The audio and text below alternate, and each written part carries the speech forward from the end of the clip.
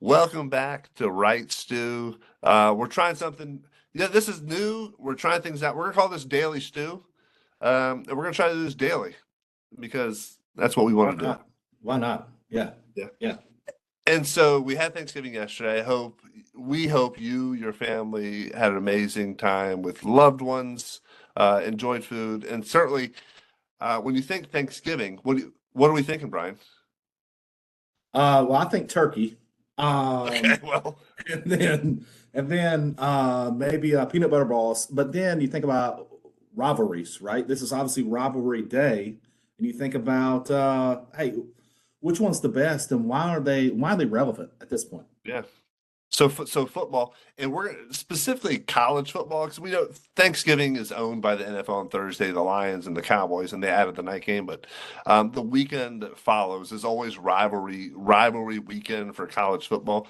And so Brian obviously has the NC State jersey pulled up behind him. So And we State want to be. Carolina, We want to. We want. so We want to be State and relevant. UNC usually, yeah, they play this weekend, and they want it to be something that matters nationally, but it never is.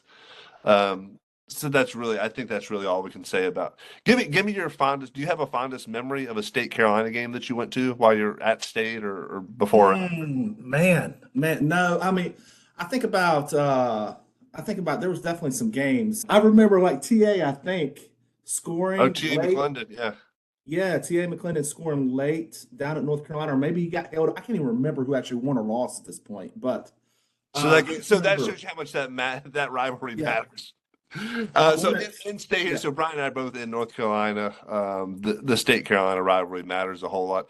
Here's an interesting story. I went to Clemson on a recruiting visit, and somebody had a shirt that said "Carolina sucks," and I said, "Why do people in Clemson care so much about Carolina?" I was 16. I didn't know. It was South Carolina they were talking about. In my 16-year-old mind, the only Carolina was North Carolina, but in South Carolina, they call South Carolina Carolina. I think South Carolina. What I've learned is it's only South Carolina that calls. Only South Carolina people call South Carolina Carolina. Everybody else, North Carolina You is refer to Carolina. Carolina as North Carolina. Yeah, yeah. All right.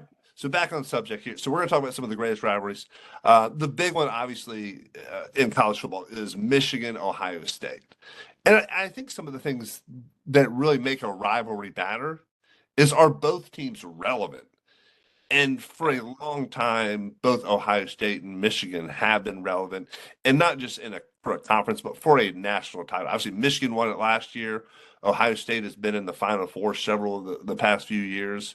So again, that's probably where State and Carolina don't really matter so much because neither of them have been nationally relevant. But Michigan, Ohio State, always relevant at a national level. Yeah, and I think it's also that it's one of those things where we have so many universities in North Carolina outside of Ohio State. What other university is in Ohio? Right? It's one of the largest ones in the Well, country. Ohio, the And Bobcats, the MAC, but that's like ECU Kent maybe, State, right? Or Kent State. Yeah, Penn no, I know what you're State. saying. I'm just I giving you a mean, I hard mean, time. Yeah, so I Ohio think State it's is the school in Ohio. Yeah, right. So Cincinnati, I guess, would be in there. yeah, yeah, yeah. I mean, but nobody really thinks about Cincinnati as a Kevin Youkilis does. He loves it. yeah. Well, that's The, yeah. the Kelsey brothers, maybe. Yeah, yeah, yeah, yeah. But as far as being part of a rivalry or No, part of, no. that I just feel like and really Cincinnati is almost Kentucky, right? I mean, so you kind of get some crossover there. The chili, I'm not really. I want to be on board. I've had it. Skyline Chili. Yeah, That's man. I what it mean, is. it's not for me. Not for me. You put Yeah. chili, it's not. That's not the mix I want to be. And so back to the original thought, though. Michigan, the reason it is kind of relevant is again, like you said, how much success they've had, and then the flip side is you got Michigan State, which has always been a basketball school. So it's really those are the two powerhouse schools. Yeah. And what else are you going to do when it's cold in that area? Yeah, watch some football, and then there's some great names, from my kind of youth childhood. Desmond Howard doing the Heisman pose, and then you had Harbaugh coaching and kind of playing and coaching his alma mater was really cool. Um, and then Ohio State, I remember in high school, like Eddie George was on his Heisman, charge. And again, the other thing, both those teams are. It feels like every time they play at the end of the year, It's for the Big Ten title. And I think that meant a whole lot more back in the day when whoever won the Big Ten was going to the Rose Bowl, That's right. perhaps for national contention.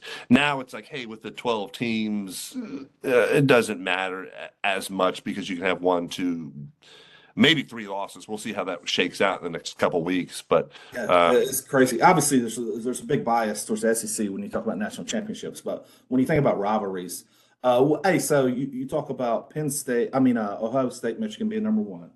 yeah. What's your close second? Whenever you think about what's your close So for second? me, it's the Iron Bowl. It's Alabama Auburn, um, the best conference in football. Clearly, Alabama's just been dominant. Nick Saban just took that program to a different level. I know they had a lot of winning tradition from the 50s and 60s and 70s and things like that. Doesn't really mean a whole lot now to me. Um, but I remember very specifically as a kid, my dad went to Alabama on a work trip, and he was there during the Iron Bowl. And he said he went to the mall because he didn't really care about the rivalry. So he went to the mall and literally like things were closed, like people were shut down. And he's like, Yeah. why can't I get like a meal here? He's like, oh, the Iron Bowl. Like nobody's working. Like everybody's watching this game. And so I remember that as a kid. I was like, oh, this game must be important. And then again, you've got, Alabama. It's just, it's a blue blood school. And then Auburn back in the day with Bo Jackson and just some great So you're going Cam, way back, just going way some back. great players. And again, Yeah, both of the schools, Alabama's traditionally a little more of the national title hunt. Auburn's won one in the past 15 years, that Cam Newton year. But they've had some really good teams and played some, and the games are always really close and competitive. And I guess that's a big and a lot of the fun of a rivalry game as well.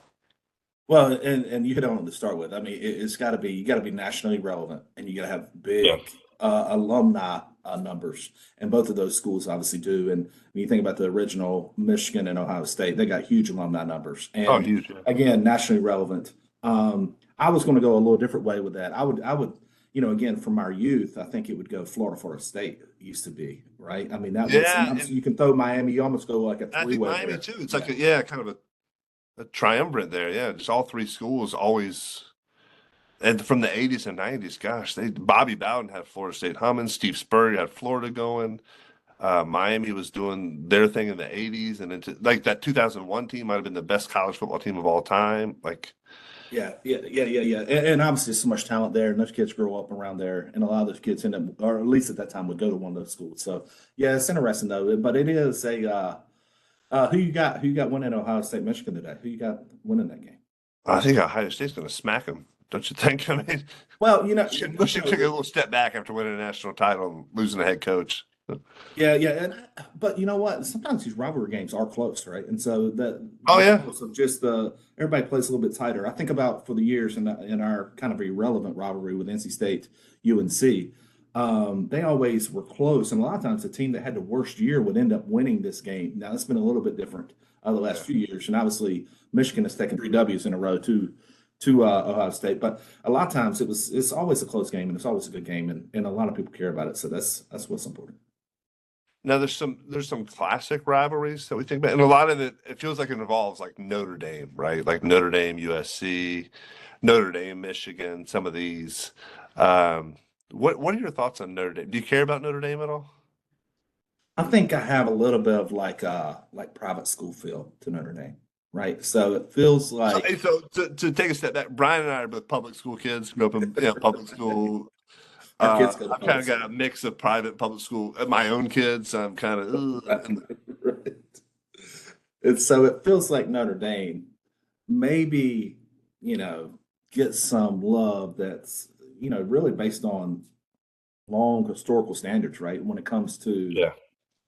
like they play essentially an ACC, a weak ACC schedule.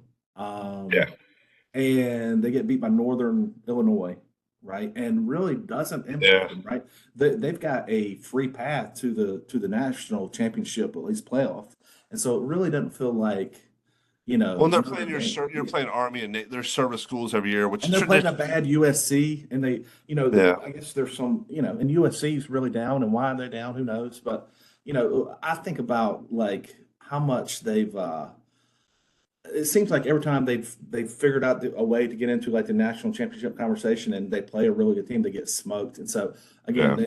a really great years, really great historical program, but they're some level below 3 or 4 or 5 SEC teams, and definitely when you think about from a rivalry standpoint, they are below Michigan, Ohio Yeah. State. Well, I do remember the was it 05, 04 or 05, the very famous the Bush push game with Notre Dame seems to kind of get on these when they get back to national relevance. I think they're kind of there now. But that USC team with Matt Leinart and Reggie Bush and Lindell White and just one of the most exciting teams who ended up losing to Texas in the national title game. But that game came down to the end, and Leinart tried to sneak it in, and Bush came and pushed him from behind, and seeing those colors like the maroon and gold from USC and the Nate again, it's the very historical all the tradition that goes into it, and that's a big part of I think rivalries as well. So I guess the last one we can talk about tradition. Army Navy. That's one thing. So on my sports bucket list, I would love to go to an Army Navy game.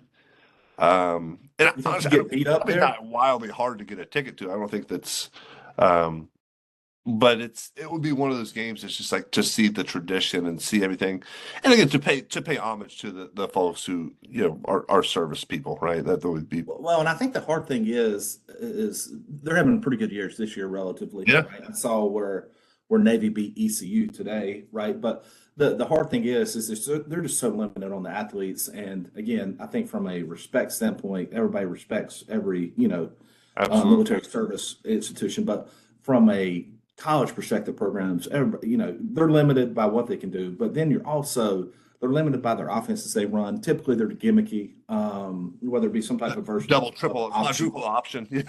Yeah, yeah. So again, rivalry, yeah, I mean maybe, but it's not one that you really think of whenever you think about football, right? You think No, about it's college not. It's football. not. I mean, it was nationally relevant in the 20s and 30s when all the best young men were joining the military. But and moving forward, yeah, once guys start saying, "Hey, I don't have to do that. I can go to Alabama and play football and not get shot at by Nazis." Yeah, Let's yeah, do. yeah, yes, yeah, Let's yeah, do.